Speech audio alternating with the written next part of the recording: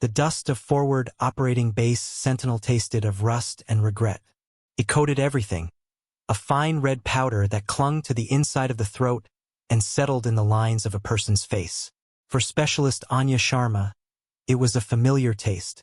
She stood with her duffel bag at her feet, a ghost in a fresh, unblemished uniform, watching the heat shimmer rise from the packed earth of the motor pool.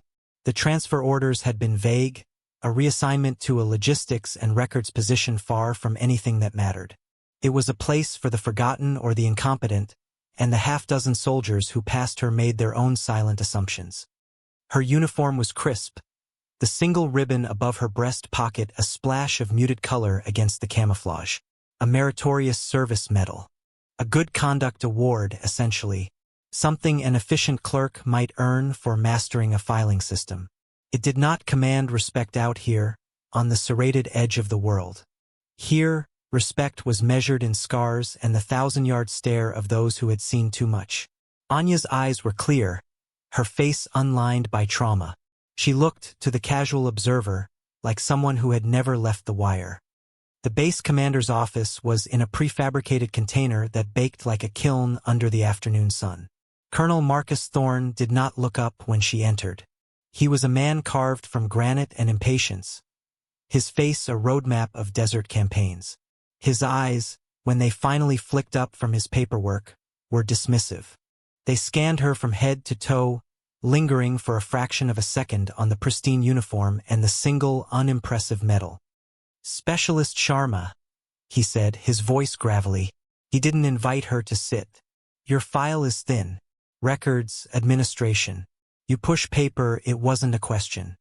"Yes, sir," Anya replied. Her voice was level, betraying nothing. "This is a combat outpost specialist, not a corporate headquarters. We have a shortage of trigger pullers and a surplus of clerks. I don't know who you know to get assigned here, but your job is to stay out of the way. You'll be assigned to the supply depot. Sergeant Gunny will give you a list of inventory to digitize. Don't touch anything.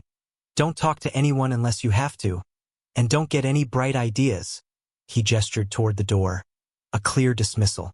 As she turned to leave, he added one final barb. "And lose the medal. Out here, decorations you didn't earn in a firefight are just a reminder of how comfortable the rear is." Anya paused at the door, her back to him. She didn't turn. She simply registered the comment, filed it away as a data point on the man's character, and walked out into the oppressive heat. The insult was a stone dropped into a deep well. The splash, if there was one, was too far down to be heard. Her first days were a study in methodical invisibility. The supply depot was a cavernous tent filled with the smell of canvas, oil, and dust. Sergeant Gunny, a man whose belly strained the fabric of his uniform, grunted his instructions and left her to a battered laptop and stacks of paper manifests. The work was tedious, mind-numbing, a deliberate purgatory. And Anya embraced it. She worked with an unnerving focus, her fingers flying across the keyboard, her eyes scanning manifests with an eidetic precision. She finished 3 days of projected work in one. When she was done, she didn't ask for more. She observed. She walked the perimeter of the base during her allotted breaks, her pace steady and even. Her eyes weren't idle. They were analytical instruments. She noted the predictable patrol patterns of the guards, the rhythmic sweep of the surveillance cameras, and the blind spots where the overlapping fields of view failed to meet. She saw the way a section of the southern concertina wire was sagging, obscured by a dip in the terrain. She traced the thick black cables running from the diesel generators to the command tent, noting their vulnerability exposed to the sky. She watched the soldiers in the mess hall, listening to their banter, gauging the morale. It was brittle. They were bored and tense, a dangerous combination. She never spoke unless spoken to. Her answers were brief and direct. She ate alone, a small island of stillness in the chaotic sea of the Chow Hall. The other soldiers gave her a wide berth. She was an anomaly, a quiet woman with a pen-pusher's medal in a place of loud men with combat patches. They didn't know what to make of her, so they decided to make nothing of her at all. She was just Sharma, the records clerk. Furniture. Colonel Thorne saw her once, standing near the perimeter fence, staring out into the empty desert. He saw a woman lost in thought, probably homesick, probably counting the days until her tour was over. He mistook her stillness for weakness, her silence for fear. He saw the medal still pinned to her chest and scoffed, a flicker of irritation crossing his face. He had given a direct suggestion, and she had ignored it. Insubordination, however passive. He made a mental note to have her formally reprimanded. A clerk with an attitude was a nuisance he didn't need. He saw a problem to be managed, a cog in the machine that wasn't properly oiled. He didn't see the predator in repose, the coiled spring of a mind that was cataloging every flaw in his fortress, every weakness in his command. He saw a specialist. He failed to see the weapon. The dismissal from Colonel Thorne was not a singular event. It was an atmosphere he cultivated. His daily command briefings were terse, aggressive affairs. He stalked the front of the cramped command tent, his pointer stick stabbing at a large tactical map of the surrounding area. His officers, a collection of tired captains and anxious lieutenants, stood rigidly, absorbing his clipped commands and barely concealed frustrations. Anya was never present for these meetings. Her domain was the silent world of inventory lists and shipping manifests, a world Thorne considered utterly separate from the real business of war. On her fourth day, Anya needed a signature from the colonel for a critical supply requisition. The standard request for spare parts for the base's water purifiers had been kicked back 3 times for procedural errors she couldn't identify on the forms. The base was down to a 3-day supply of bottled water, and the mechanics were growing desperate. She walked to the command tent, the authorization form held neatly in her hand. She stood just inside the tent flap, waiting for a break in the colonel's tirade. He was dressing down a young lieutenant whose platoon had missed a check-in by 7 minutes. 7 minutes, Lieutenant. Thorne's voice echoed in the enclosed space. Out here, 7 minutes is the difference between a routine patrol and a recovery mission. Do you understand me? It is the lifetime of a firefight. Yes, Colonel, the lieutenant said, his face pale. Thorne turned, his eyes sweeping the tent, and they landed on Anya. His irritation found a new target. What do you want, specialist? She stepped forward, holding out the datapad. Sir, requisition form 90B for the water purifier components. It requires your authorization. He snatched the datapad from her hand. His eyes scanned it, then narrowed. This is the 3rd time this has crossed my desk. It's filled with errors. Sir, I've cross-referenced with the logistics manual. The form is filled out correctly according to Regulation 710-2-1, Anya stated calmly. Thorne's face darkened. He hated being corrected, especially by a low-ranking specialist, and especially in front of his officers. He saw it as a challenge to his authority. Are you telling me how to do my job, specialist? No, sir. I am stating that the form is compliant. Perhaps the digital submission system is failing to parse the data correctly. Or perhaps, Thorne said, stepping closer, his voice dropping to a low, menacing growl. The person filling it out is incompetent. He jabbed a finger at the metal on her chest. They give these things out for participation now, do they? For knowing how to use a keyboard? This is a forward operating base. The only thing that matters here is combat effectiveness, and you, specialist, are a drain on my resources and my time. Now get out of my tent and don't come back unless this base is on fire. He shoved the datapad back into her hands. The assembled officers stared straight ahead, their faces impassive masks, refusing to make eye contact with her. The humiliation was a palpable force in the air. Anya took the datapad, her expression unchanging. She didn't flinch. She didn't argue. She simply gave a crisp nod. Yes, sir. She turned and walked out, her back straight, her steps measured. She heard one of the junior officers snicker behind her before the tent flap fell shut. The dismissal was absolute. It was a public branding. She was not one of them. She was other. An administrative error given a uniform. She walked back toward the supply depot, not to her desk, but to the small, makeshift workshop where the mechanics were struggling with the broken purifier. 2 soldiers, covered in grease, were staring at the silent machine with looks of profound defeat. "Anything?" she asked. One of them, a corporal named Diaz, shook his head. "The primary pump controller is fried. We've tried to bypass it, but the circuitry is too delicate. Without the replacement part, this thing is a 2-ton paperweight." Anya looked at the machine, her eyes tracing the schematics taped to its side. She then looked at the rejected form on her datapad. Colonel Thorne was a barrier. The system was a barrier. So she would go around them. "Give me the service manual and a toolkit," she said. Diaz looked at her, confused. "You're the records clerk." "I can read," she replied, her tone leaving no room for argument. For the next 2 hours, she sat with the machine. She didn't try to fix the fried controller. Instead, she rewired the system, cannibalizing a circuit board from a defunct radio transceiver and using a simple pressure regulator from a vehicle's hydraulic line to manually govern the pump's flow. It was an ugly, unorthodox fix, a violation of a dozen maintenance protocols. But when she was done, she flipped a switch, and with a shudder and a groan, the purifier whirred to life. Water began to trickle, then flow from the output hose. Diaz and the other mechanics stared, their mouths agape.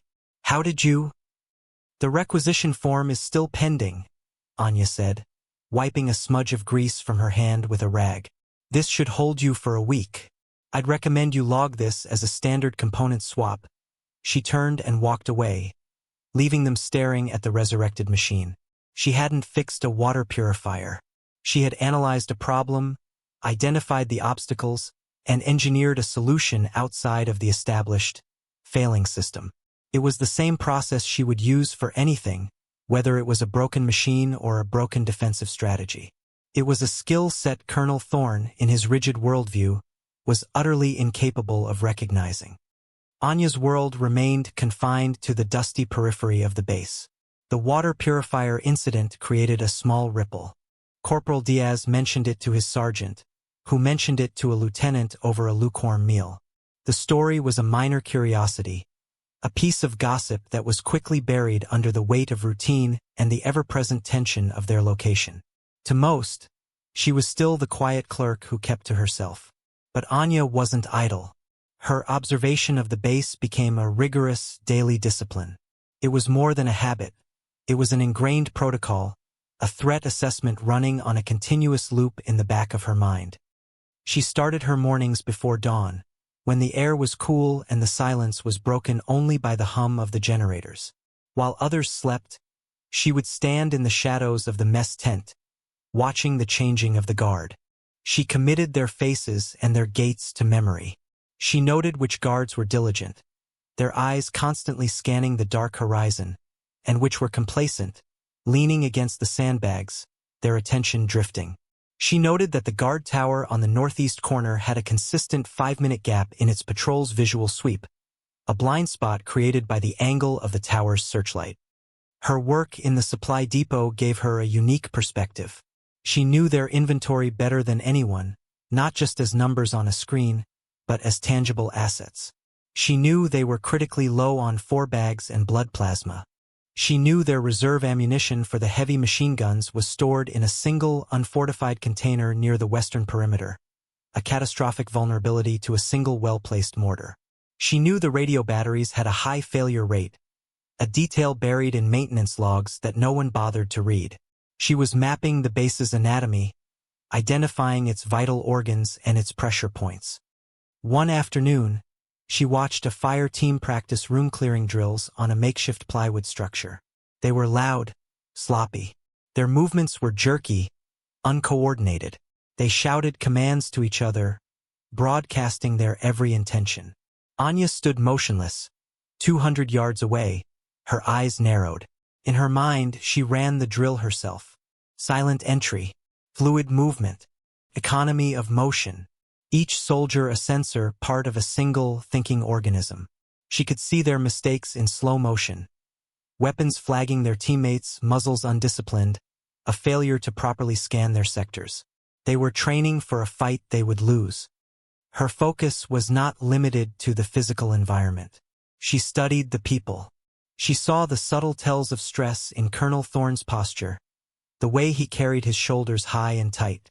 She saw the exhaustion in the eyes of the platoon lieutenants, young men struggling under the weight of a command that demanded perfection but provided inadequate support. She saw the fear behind the bravado of the enlisted men. The base was a closed system under pressure, and she could feel the hairline fractures beginning to form. She kept a small, worn notebook. In it, she didn't write a diary. She drew diagrams, flowcharts of command decisions, schematics of the base's power grid, timetables of patrol rotations. It was a document no one else would understand, a complex tapestry of data woven from simple, quiet observation. It was a complete and total analysis of FOB Sentinel, its strengths, its many weaknesses, and the psychological state of its inhabitants. One evening, Sergeant Evans, a young comms technician, found her sitting on an ammo crate behind the communications tent, cleaning a standard-issue M4 rifle she had checked out from the armory. Her movements were precise, efficient, a fluid dance of metal and oil. She disassembled the weapon into its basic components and reassembled it in under a minute, her eyes never leaving her work. "Didn't peg you for a gearhead specialist?" Evans said, leaning against the tent wall. He was one of the few who ever spoke to her without a clear reason. He was curious. "A clean weapon is a reliable weapon," she replied without looking up. "True that, but you clean it like you mean it. Most people in admin, they just wipe it down for inspection." He watched her hands. They were steady, sure. "You ever spend time on a line unit?" Anya paused, her hands stilling for a moment. She looked at the rifle in her lap. "I've been where I needed to be." The answer was vague, dismissive, yet Evans felt a strange weight to it. He looked at her again, trying to see past the quiet clerk. He saw the intense focus in her eyes, the way she sat with a perfect, balanced posture, ready to move in an instant. He saw the calluses on her hands, small and faded, but not the kind you got from typing. He was beginning to suspect that the file Thorne had read was not the whole story. "Well," he said, pushing off the wall, "if you ever get tired of counting beans, the comms shack could use someone who knows how to keep their gear in order." Anya gave a slight nod, a flicker of acknowledgement. As Evans walked away, she resumed her work, the rhythmic click of metal parts sliding back into place the only sound in the falling dusk. She had been noticed. It was a complication, but a minor one. The larger problem was the storm she could feel gathering on the horizon, a storm of incompetence and complacency. And she knew, with a certainty that settled deep in her bones, that when it broke, observation would no longer be enough. The sky turned a sickly yellow-brown first.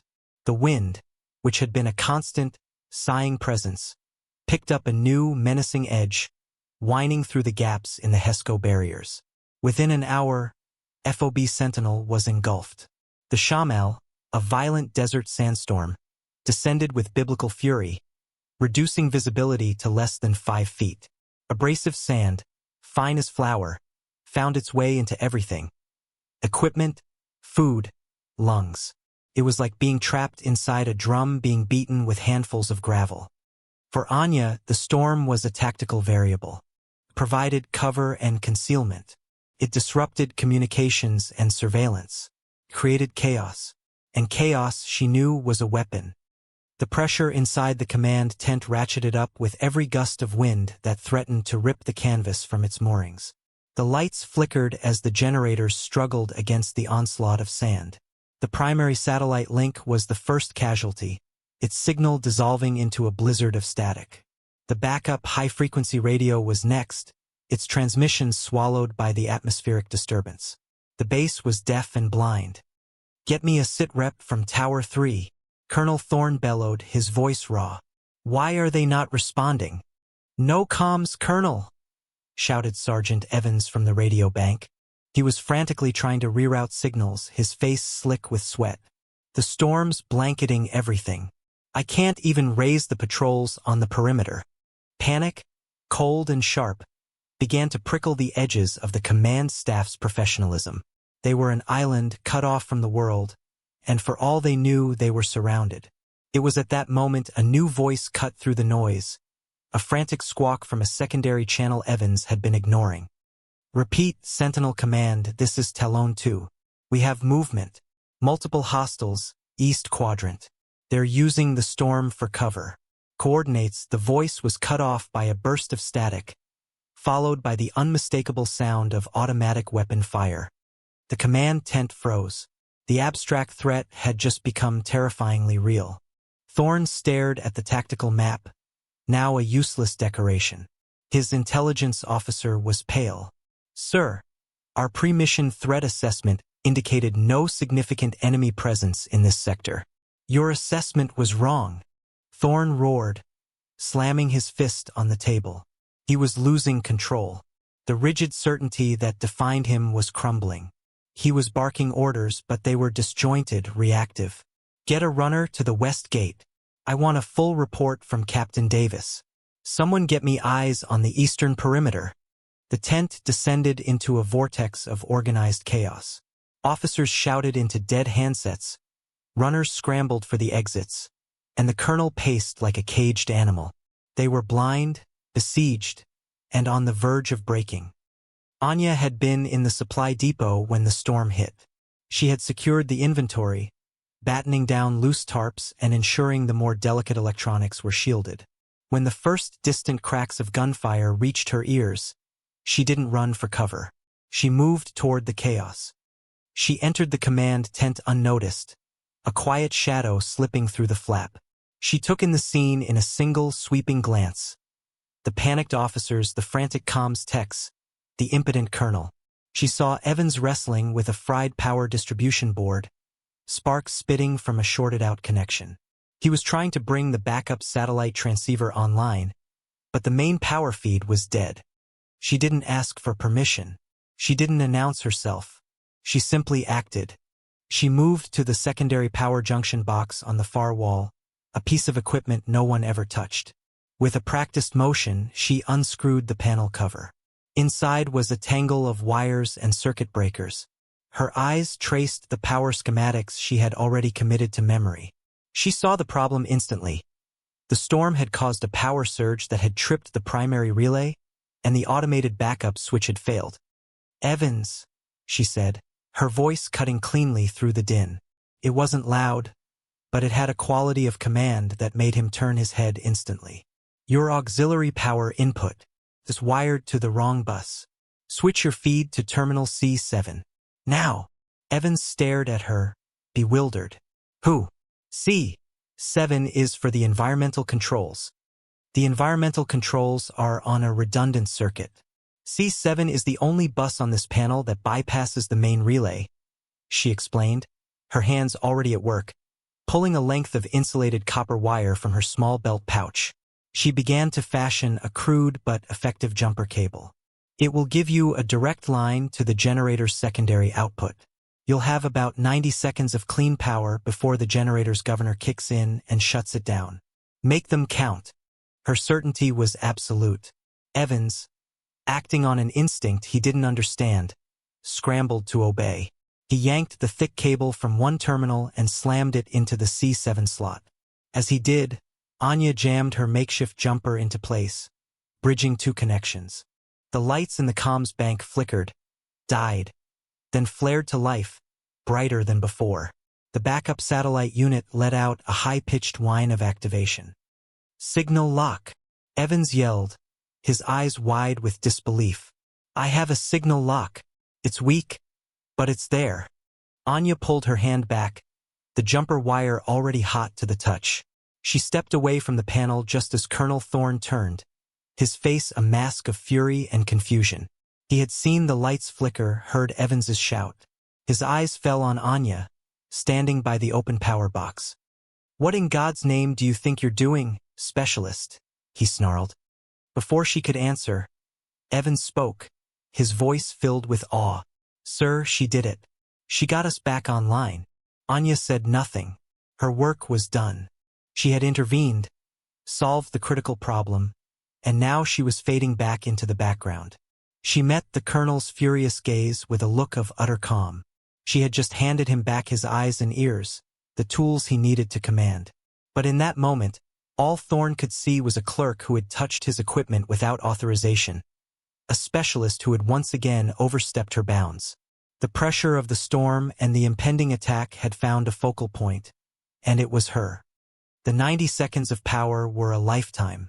In that brief window, Evans managed to pull down a single, heavily compressed satellite image of the area and receive a garbled 2-second data burst from a regional drone. It wasn't much, but it was everything. The power died as Anya had predicted, plunging the comms bank back into silence. But the information was on the screen. The image showed heat signatures massing not just at the east, but in a coordinated, pincer-like formation that also threatened the south wall. The data burst contained a single, chilling keyword: breach. Colonel Thorne stared at the screen, the color draining from his face. The initial reports of an attack to the east were a feint, a classic diversion. The real assault was coming from two directions at once. The knowledge that he had been completely blind, that his command had been inert while his enemies maneuvered, struck him like a physical blow.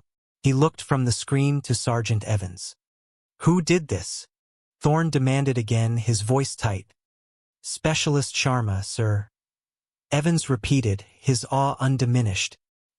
He pointed a trembling finger at Anya, who was now standing quietly by the tactical map, her eyes studying the new data with unnerving placidity. She bypassed the main relay. "I've never seen a field improvisation like that. It wasn't in any manual." The word spread through the command tent like a shockwave. The other officers, who had only seen Anya as a piece of administrative furniture, now looked at her with a mixture of confusion and dawning curiosity. The clerk, the quiet woman from the supply depot, had just performed a feat of battlefield engineering that had saved them from total isolation. The snickers that had followed her out of the tent days before were replaced by a thick, questioning silence. When soldiers looked at her now, they didn't see a records clerk. They saw a question mark. Thorne was trapped between his fury at her insubordination and the undeniable fact of her success. He was a man who lived by the book, by regulations and chains of command. Anya had violated all of them, but she had also delivered a result his own highly trained staff had been unable to achieve. The cognitive dissonance was a grinding force in his mind. He couldn't reconcile the image of the meek paper pusher with the woman who had just hotwired his command center. He strode over to her. "Explain yourself, specialist." "The primary power relay failed due to a surge," Anya stated. Her voice as calm as if she were reciting inventory. "The automated backup switch was non-operational, likely due to sand fouling the contacts. Rerouting power through the C7 bus was the only viable short-term solution to power the satellite transceiver." She delivered the information flatly, without a hint of pride or self-importance. It was a technical debrief, nothing more. Her composure seemed to infuriate Thorne even more. He was looking for deference, for an apology for her overreach. Instead, he got a clinical analysis. "You are a logistics specialist. You are not authorized to tamper with command and control hardware." "The hardware was non-functional, sir," she replied, her gaze unwavering. "Now it is functional, if only for a moment. We have new intelligence. That seems more important than authorization protocols." The quiet logic of her statement was irrefutable, and it left Thorne momentarily speechless. He was used to soldiers who were either aggressively confident or nervously obedient. Anya was neither. She was a calm center in his storm, and it unnerved him. He decided to dismiss her, to reassert his authority. "Your intervention has been noted, specialist. Now return to your station. You are not needed here." He turned his back on her. A clear signal that the conversation was over. He had to regain control of the situation, of his men, of himself. Anya gave a slight nod to his back and turned to leave. But as she walked toward the tent flap, she felt the eyes of every person in the room on her. The atmosphere had changed. The dismissal and scorn had been replaced by a grudging curiosity. Sergeant Evans watched her go with an expression bordering on reverence. He had witnessed something that didn't fit the neat boxes of military roles and ranks. He had seen a level of competence that was rare and profound, and it had come from the most unexpected source. Later, In a brief lull in the storm, Thorne found himself staring at her personnel file on his datapad again. Specialist Anya Sharma. 4 years of service. All assignments listed as administrative support. No combat deployments. No special training schools. A single meritorious service medal. It was a deliberately, almost suspiciously boring file. It was a lie. He knew it now. The woman who had diagnosed and bypassed a complex electrical failure in seconds under extreme pressure was not a simple clerk. He sent a priority request to Central Command for her full, unredacted service record. The system immediately bounced his request back. Access denied. Classification level, Omega. Thorne stared at the screen. Omega. He had only seen that classification twice in his 20-year career. It was reserved for the deepest black operations, for ghosts and shadows the military itself would deny existed. It was a level of secrecy so high that even acknowledging its existence was a breach of protocol. The clerk from the supply depot was a ghost, and she was on his base in the middle of a coordinated attack. The pressure he felt before was nothing compared to the cold dread that now settled in his stomach. The problem wasn't just the enemy outside the wire. It was the enigma he had standing right next to him. The attack came at dusk, under the cover of the dying storm. The first mortar rounds were rangefinders, landing harmlessly in the open ground beyond the northern perimeter. But they served their purpose, drawing the bulk of the base's attention and firepower in that direction. It was exactly the kind of textbook diversion Anya had anticipated. The real assault began 30 seconds later, with a coordinated series of explosions along the southern wall. The sagging section of concertina wire she had noted, the one in the terrain dip, was vaporized, creating a wide breach. The command tent erupted into a cacophony of frantic radio calls. Contact south. I repeat, we have contact south. They're in the wire. Taking heavy fire at Sector Gamma. We need reinforcements at the south gate. Now? Thorne stood before the tactical map, which was now lit up with a constellation of angry red icons. His officers were shouting conflicting reports, their training struggling to keep up with the fluid, chaotic reality of the assault. The enemy was smart, disciplined. They were exploiting the very weaknesses Anya had identified days ago.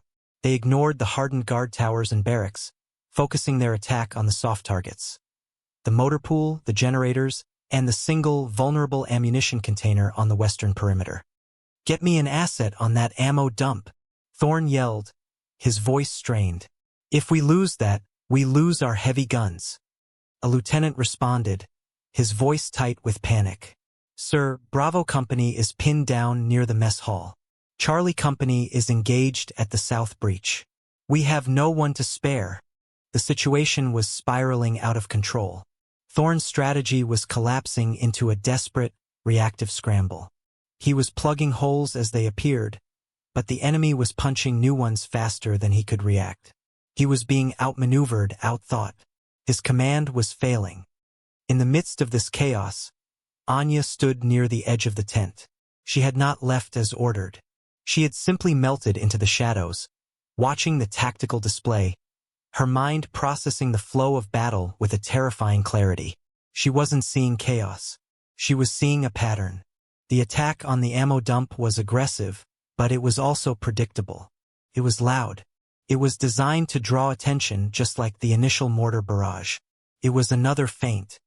Her eyes were fixed on a small, quiet sector of the map, near the medical tent. There were no enemy icons there. No panicked radio calls. It was a sea of calm in the middle of the storm, and that, she knew, was the most dangerous place on the board. She stepped forward. Colonel. Thorne spun around, his face slick with sweat, his eyes wild. I thought I told you to leave, Specialist. The western perimeter is a feint, sir, she said, her voice cutting through the noise. She pointed a steady finger at the tactical map. They're making a show of going for the ammunition, but it's a waste of their resources. They know we'll protect it at all costs. They are using it to fix our reserves in place. What are you talking about? Thorne snapped, his patience gone. My men are dying out there. They are dying in the wrong place, Anya countered, her voice hardening slightly. The real target is here. Her finger moved to the quiet sector. The medical tent. And behind it, the command and control server hub. They aren't trying to overrun the base. They're trying to decapitate it. They will hit the server hub in the next 2 minutes, and they will do it quietly. Thorne stared at her, his mind reeling. Her theory was audacious, counterintuitive. It went against every report he was receiving. His officers were looking at him, waiting for his command. To follow the advice of this clerk would be to ignore the visible evidence of the battle raging on his perimeter. It was madness. And yet, her calm certainty, the cold logic in her eyes, gave him a sliver of pause. It was a moment of pure command pressure. His career, the lives of his men, hinged on this single decision. And his frustration, his fear, and his wounded pride coalesced into a single, explosive point. He saw her standing there, calm and collected, while his world burned down around him. He saw her as the embodiment of his failure, a silent judge whose very presence mocked his inability to control the situation. "What would you know about tactics?" he snarled, taking a step toward her. The stress of the past hour finally fractured his military discipline. "You're a clerk who got lucky with a wire. You stand there with that smug, unearned medal on your chest while my soldiers—" His voice broke with rage. He was no longer a colonel. He was a man at the end of his rope. He didn't even think. It was a purely reflexive act of rage and frustration. He reached out, grabbed the front of her uniform, and ripped the Meritorious Service Medal from its pins. The sound of tearing fabric was shockingly loud in the momentary lull between radio calls. The medal, a small piece of polished metal on a colored ribbon, clattered to the dusty floor of the tent. The entire command center went dead silent. The shouting stopped. The frantic movements ceased. Every eye was locked on the colonel and the specialist. Thorne stood panting, his hand still clenched from the violent motion. As his hand pulled back from her uniform, a new object came into view, something his own hand had just uncovered. On the ring finger of her right hand, she wore a simple, dark band. It was made of a non-reflective metal, worn and scratched from years of hard use. It was not a piece of jewelry. The light from the flickering overhead lamps caught the insignia etched into its surface, an image that every soldier in that tent knew on a primal level. An anchor, a flintlock pistol, and a majestic eagle with its wings spread wide. The trident of a United States Navy SEAL. A collective gasp sucked the air out of the tent. The trident was not a ring you could buy. It wasn't an award. It was a symbol, earned through a crucible of suffering and sacrifice that was legendary in the armed forces. It signified a warrior of the highest, most secretive order. The men and women who wore it were ghosts, operators who moved in a world of shadows and violence that made a place like FOB Sentinel look like a vacation spot. They were the scalpel, the tip of the spear. And this quiet clerk, this paper pusher whom they had mocked and dismissed, was one of them. The unearned medal on her chest was a lie, a piece of camouflage more effective than any uniform. The thin, redacted file was a cover story. The real story was there, on her finger, a silent, damning indictment of their arrogance and their blindness. The silence that followed the reveal of the trident was heavier and more profound than the loudest explosion. It was a silence of pure, unadulterated shock. Colonel Thorne stared at the ring on Anya's finger, his mind struggling to process the impossible truth. The eagle, anchor, and pistol seemed to burn with a cold fire, a symbol of a world he knew existed but had never personally encountered. He looked from the ring to her face. Her expression had not changed. There was no anger, no triumph, only the same unnerving calm. She was waiting. His own hand, the one that had ripped the medal from her chest, began to tremble. The rage that had fueled him evaporated, replaced by a wave of sickening shame. He looked down at the small, discarded medal lying in the dust at his feet. The Meritorious Service Medal. Cover. A piece of misdirection so brilliant in its simplicity that he had fallen for it completely. He had mocked her for it, used it as a symbol of her inadequacy, when in reality, it had been a shield for her lethality. Sergeant Evans was the first to move. He had been staring at the trident, his mouth slightly agape. His mind connected the dots in a flash. The impossible rewiring of the comms panel, the preternatural calm under fire, the encyclopedic knowledge of the base's vulnerabilities. It all made sense now. He wasn't looking at a specialist. He was in the presence of a legend. Without conscious thought, his training took over. He snapped his heels together, his body ramrod straight, and rendered the sharpest, most precise salute of his life. It was not a salute for a specialist. It was a salute of profound, absolute respect for a warrior.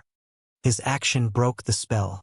A captain standing near the tactical map, a man who had sneered at Anya just days before, slowly, deliberately, came to the position of attention. Then another officer, and another, like a wave, the gesture of respect spread through the tent. Lieutenants, sergeants, communications techs. One by one, they all turned to face her and stood rigid, their eyes locked on her, their faces masks of awe and apology. The command tent of FOB Sentinel had become a silent monument to their collective mistake. Colonel Thorne watched it happen, the shame twisting in his gut like a knife. His own men were saluting a specialist he had just publicly humiliated. They were showing her a deference they rarely showed him. He was the commander, but in that moment he had no authority. All authority in the room now belonged to the quiet woman with the seal trident on her finger. Slowly, stiffly, he bent down. His knees cracked in protest. He reached out with his trembling hand and picked the metal up from the floor. He brushed the dust from the ribbon with his thumb. He straightened up, his eyes finally meeting hers. He saw no accusation in them, which was somehow worse than if he had.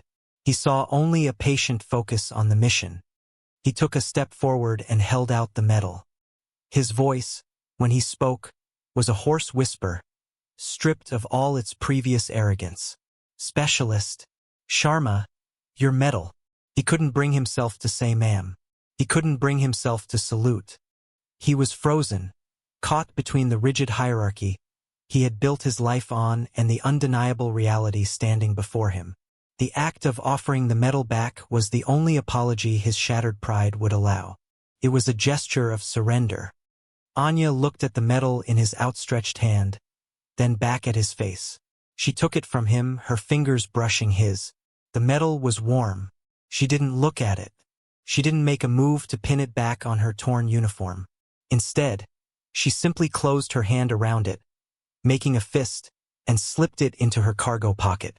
It was a piece of equipment and its purpose was served. She then turned her back on him, dismissing the entire, charged emotional spectacle as irrelevant.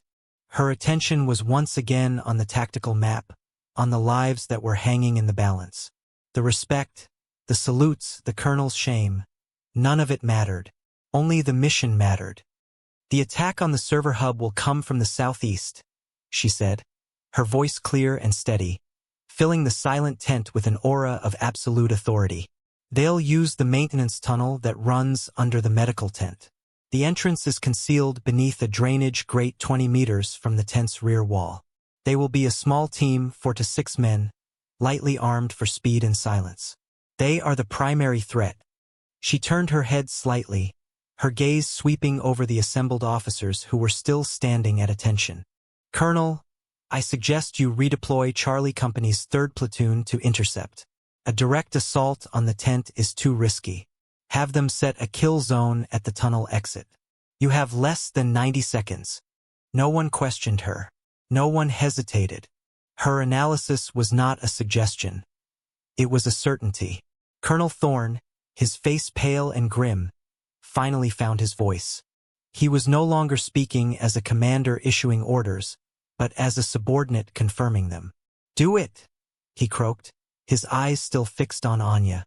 "Get 3rd platoon to that tunnel exit now. All other units, hold your positions. Draw their fire. Hold them on the perimeter." The spell was broken. The officers and non-coms exploded into a flurry of purposeful action, their previous panic replaced by the focused energy of a clear mission. They relayed her orders, their voices sharp and confident. For the first time that night, the command tent felt like a command tent again. and it was a logistics specialist who was in command. Anya remained by the map, a silent, still point in the swirling storm of activity. Her presence alone had recalibrated the entire room. The torn fabric on her chest was a testament to the colonel's folly, but the worn, dark ring on her finger was a promise of victory. The respect she had been denied was now given freely, silently, and completely. It hadn't been demanded. It had been earned, not with a medal, but with a truth far heavier than any piece of polished metal. The ghost was no longer hiding, an FOB sentinel, in its darkest hour, had finally found its savior.